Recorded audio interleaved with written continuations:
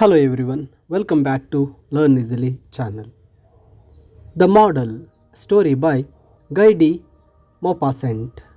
ಈ ಒಂದು ಕಥೆಯ ಕನ್ನಡದ ಸರಳವಾದಂತಹ ಸಾರಾಂಶವನ್ನು ಈ ಒಂದು ವಿಡಿಯೋದಲ್ಲಿ ಡಿಸ್ಕಸ್ ಮಾಡೋಣ.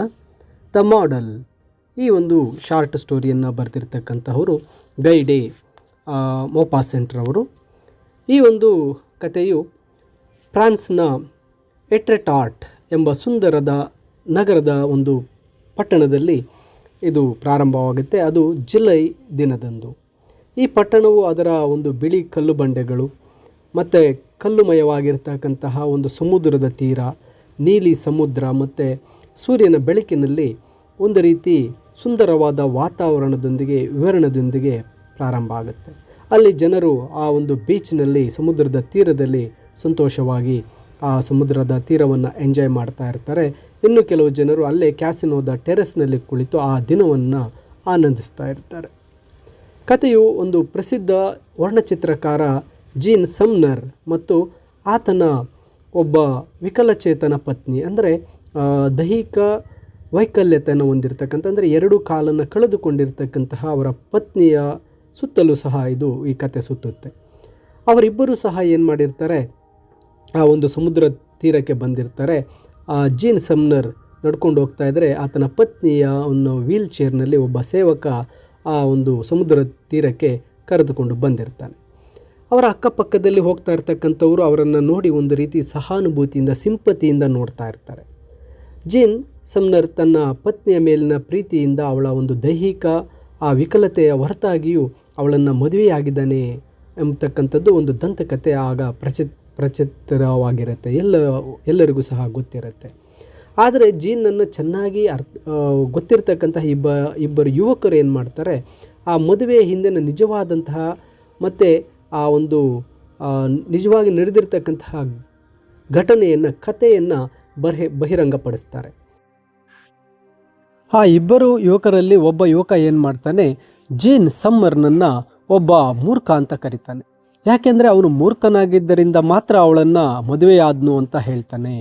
ಯಾಕೆ ಮೂರ್ಖ ಅಂತ ಕರೀತಾನೆ ಅಂದರೆ, ಆಕೆ ಎರಡು ಕಾಲಗಳನ್ನು ಕಳ್ಕೊಂಡಿದ್ದಾಳೆ.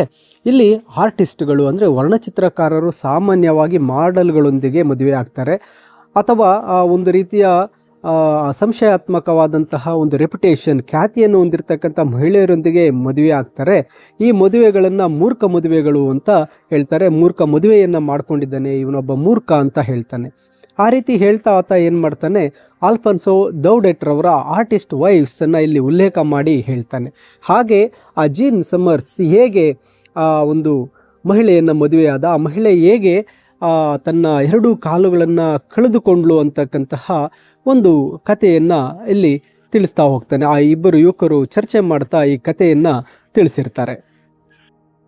ಈ ಜೀನ್ ಸಮ್ನರ್ ವರ್ಣಚಿತ್ರಕಾರ ಸಾಮಾನ್ಯವಾಗಿ ತಮ್ಮ ಮಾಡೆಲ್ಗಳನ್ನು ಮದುವೆ ಆಗ್ತಾರೆ ಅಂತ ಆ ಇಬ್ಬರಲ್ಲಿ ಒಬ್ಬರು ವಿವರಿಸ್ತಾರೆ. ಜೀನ್ ವಿಷಯದಲ್ಲಿ ಅವನ ಪತ್ನಿ ಜೋಸೆಫಿನ್ ಒಬ್ಬ ಮಾಡೆಲ್ ಆಗಿದ್ಲು ಮತ್ತು ಆಕೆ ತುಂಬ ಸುಂದರವಾಗಿದ್ಲು, ದೈವಿಕ ಆಕೃತಿಯನ್ನು ಹೊಂದಿದ್ಲು. ಜೀನ್ ಅವಳನ್ನು ಸಂಪೂರ್ಣವಾಗಿ ಪ್ರೀತಿಸ್ತೇನೆ ಎಂದು ನಂಬಿದ್ದ. ಅವನು ಅವಳಿಗಾಗಿ ಬೇಸಿಗೆಯಲ್ಲಿ ಒಂದು ವಾಸ ಮಾಡೋದಕ್ಕಾಗಿ ಆಂಡ್ರೆಸಿಯಲ್ಲಿ ಒಂದು ಚಿಕ್ಕ ಮನೆಯನ್ನು ಸಹ ಬಾಡಿಗೆ ತೆಗೆದುಕೊಂಡಿದ್ದ. ಅವರಿಬ್ಬರು ಪ್ರೀತಿಯಲ್ಲಿದ್ದರು.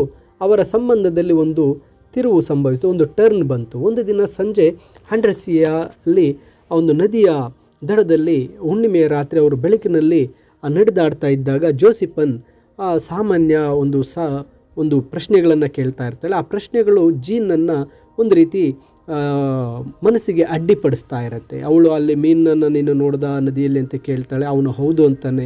ಆದರೆ ಜೀನ್ ಆ ಕಡೆ ನೋಡದೆ ಬೇರೆ ಕಡೆ ತಿರುಗಿರ್ತಾನೆ. ಅದನ್ನು ನೋಡಿ ಅವಳು ಆ ಜೀನನ್ನು ಛೇಡಿಸ್ತಾಳೆ. ಈ ರೀತಿ ಅವರಿಬ್ಬರ ಮಧ್ಯೆ ಒಂದು ಮಾತುಗಳು ಚಕಾಮಕಿ ನಡೀತಾ ಇರುತ್ತೆ. ಅವನು ಒಂದು ರೀತಿ ಸೈಲೆಂಟ್ ಆಗಿರೋದ್ರಿಂದ ಅವಳು ಅಸಮಾಧಾನಗೊಳ್ತಾಳೆ. ಮತ್ತು ಅವರಿಬ್ಬರ ಮಧ್ಯೆ ಒಂದು ರೀತಿ ವಾಗ್ವಾದ, ಪ್ರತಿದಾಳಿ ಇವೆಲ್ಲವೂ ಸಹ ನಡೆಯುತ್ತೆ. ಒಂದು ನಿಂದನೆ ಪ್ರಾರಂಭ ಆಗುತ್ತೆ ಮತ್ತು ಅವಳ ಕಣ್ಣಲ್ಲಿ ನೀರು ಸಹ ಬಂದಿರುತ್ತೆ. 3 ತಿಂಗಳ ನಂತರ ಜೀನ್ ಆ ಒಂದು ಜೋಸೆಫಿನ್ನ ಸಂಬಂಧದಿಂದ ತಾನು ಫ್ರೀ ಆಗಬೇಕು, ಮುಕ್ತನಾಗಬೇಕು ಅಂಥೇಳಿ ಹತಾಶೆಯಿಂದ ಪ್ರಯತ್ನ ಮಾಡ್ತಾನೆ. ಅವನು ತನ್ನ ಎಲ್ಲ ಒಂದು ವರ್ಣಚಿತ್ರಗಳು, ಆತನು ಬರೆದಿರ್ತಕ್ಕಂಥ ಎಲ್ಲ ಒಂದು ಪೋಸ್ಟರ್ಸನ್ನು, ಪಿಕ್ಚರ್ಸನ್ನು ಮಾರಾಟ ಮಾಡಿ ಸ್ನೇಹಿತರಿಂದ ಸ್ವಲ್ಪ ಹಣವನ್ನು ತಗೋತಾನೆ. ಸುಮಾರು 20,000 ಫ್ರಾಂಕ್ಗಳನ್ನು ಅವನು ಕೂಡಿಟ್ಟು ಒಂದು ದಿನ ಬೆಳಗ್ಗೆ ಒಂದು ಲೆಟರನ್ನು ಬರೆದಿಟ್ಟು ಅವಳಿಗಾಗಿ ಒಂದು ಲೆಟರನ್ನು ಬರೆದಿಟ್ಟು ಅಲ್ಲಿಂದ ಹೊರಟೋಗ್ತಾನೆ. ಆದರೆ ಜೋಸಿಫಿನ್ ಈ ಜೀನ್ ಸಮ್ನರ್ನ ಹಿಂಬಾಲಿಸಿ ಹೋಗ್ತಾಳೆ. ಯಾಕೆಂದರೆ ಅವನು ತನ್ನ ಸ್ನೇಹಿತನ ಸ್ಟುಡಿಯೋಗೆ ಹೋಗಿರ್ತಾನೆ, ಅಲ್ಲಿಗೆ ಆಕೆ ಹಿಂಬಾಲಿಸಿ ಹೋಗ್ತಾಳೆ.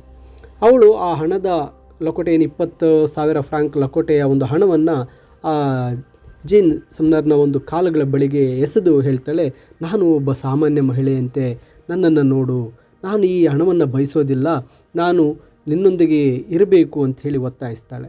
ಮತ್ತು ಆ ಇಬ್ಬರ ಮಧ್ಯೆ, ಜೀನ್ನ ಮಧ್ಯೆ ಜೋಸಿಫನ್ ಇಬ್ಬರ ಮಧ್ಯೆ ಒಂದು ವಾಗ್ವಾದ ನಡೆಯುತ್ತೆ. ಅಲ್ಲಿ ಆ ಜೀನ್ನ ಸ್ನೇಹಿತ ಅವರಿಬ್ಬರನ್ನು ಸಮಾಧಾನ ಮಾಡೋದಕ್ಕೆ ಅಲ್ಲಿ ಮಧ್ಯಸ್ಥಿಕೆ ವಹಿಸಲು ಪ್ರಯತ್ನ ಮಾಡ್ತಾನೆ.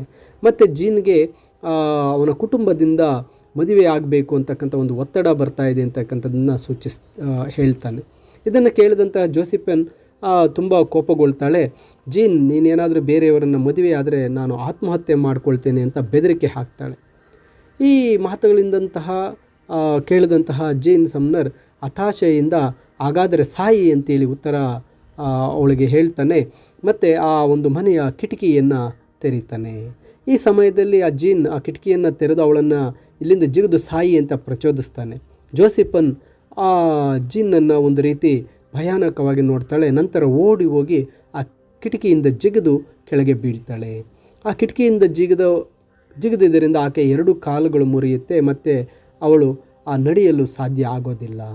ಈ ಒಂದು ದೃಶ್ಯವನ್ನು ನೋಡಿದಂತಹ ಜೀನ್ ತುಂಬ ಪಶ್ಚಾತ್ತಾಪ ಪಡ್ತಾನೆ. ಮತ್ತು ಆ ಒಂದು ಕೃತಜ್ಞತೆಯಿಂದ ಆ ಅವಳನ್ನು ಮದುವೆಯಾಗಲು ನಿರ್ಧಾರ ಮಾಡ್ತಾನೆ. ಈ ರೀತಿಯಾಗಿ ಆ ಕಥೆ ಮುಸ್ಸಂಜೆಯಲ್ಲಿ ಕೊನೆಗೊಳ್ಳುತ್ತೆ. ಜೀನ್ ಮತ್ತು ಅವನ 2 ಕಾಲುಗಳಿಲ್ಲದ ಆ ಒಂದು ವಿಕಲಚೇತನೆ ಪತ್ನಿ ಆ ಪಕ್ಕದಲ್ಲಿ ಇರ್ತಾರೆ. ಅವರು 1 ಗಂಟೆಯಾದರೂ ಒಬ್ಬರಿಗೊಬ್ಬರು ಏನನ್ನೂ ಸಹ ಆ ಒಂದು ಕಡಲ ತೀರದಲ್ಲಿ ಮಾತಾಡಿರೋದಿಲ್ಲ. ನಂತರ ಅವರು ಹಿಂತಿರುಗಿ ಹೋಗೋದಕ್ಕೆ ಶುರು ಮಾಡ್ತಾರೆ. ಈ ಕಥೆಯು ಅವರ ಇಬ್ಬರ ನಡುವಿನ ಸಂಬಂಧದ ಒಂದು ಕಠೋರ ವಾಸ್ತವವನ್ನು ಎತ್ತಿ ತೋರಿಸುತ್ತೆ. ಒಂದು ಹತಾಶ ಕೃತ್ಯದಿಂದ ಈ ರೀತಿ ಆಯಿತು ಅನ್ನೋದು ಈ ಕಥೆಯ ಮೂಲಕ ಆ ಇಬ್ಬರು ವ್ಯಕ್ತಿಗಳು ಆ ಬೀಚ್ನಲ್ಲಿ ಇವರ ಮದುವೆಯ ಹಿಂದಿನ ಕಾರಣವನ್ನು ಈ ಕಥೆಯ ಮೂಲಕ ಅನಾವರಣಗೊಳಿಸ್ತಾರೆ. ಮೈ ಡಿಯರ್ ಸ್ಟೂಡೆಂಟ್ಸ್, ಈ ಕನ್ನಡದ ಎಕ್ಸ್ಪ್ಲನೇಷನ್ನೊಂದಿಗೆ ಈ ಒಂದು ದ ಮಾಡೆಲ್ ಈ ಕಥೆಯ ಸಮರಿಯ PDF ವಿಡಿಯೋದ ಡಿಸ್ಕ್ರಿಪ್ಷನ್ನಲ್ಲಿದೆ, ನೀವು ಡೌನ್ಲೋಡ್ ಮಾಡಿಕೊಳ್ಳಬಹುದು. ಹಾಗೂ ಹೆಚ್ಚಿನ ವಿಡಿಯೋಗಳಿಗೆ ತಪ್ಪದೆ ಲರ್ನ್ ಈಸಿಲಿ ಚಾನಲ್ಗೆ ಸಬ್ಸ್ಕ್ರೈಬ್ ಮಾಡಿ ಅಂತ ತಿಳಿಸುತ್ತಾ ಎಲ್ಲರಿಗೂ ಧನ್ಯವಾದಗಳು.